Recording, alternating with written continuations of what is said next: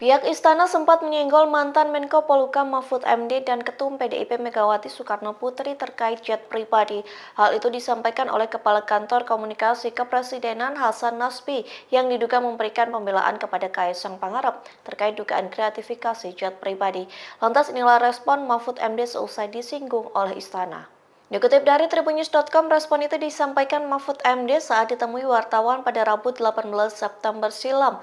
Mahfud MD kembali menjelaskan bahwa jet pribadi yang sempat ditungganginya merupakan milik Yusuf Kala.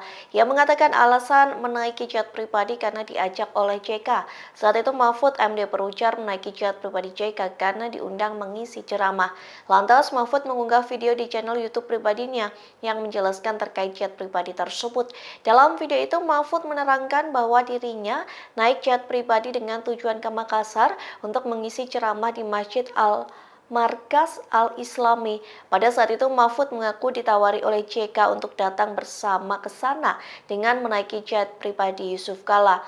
Diketahui sebelumnya Hasan Nasbi diduga memberikan pembelaan kepada Kaisang perihal dugaan gratifikasi jet pribadi. Hasan juga menyinggung tokoh lain yang dinilai kerap menggunakan jet pribadi seperti Megawati Soekarno Putri.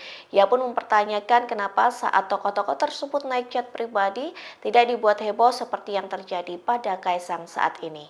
Download Tribun X sekarang, menghadirkan lokal menjadi Indonesia.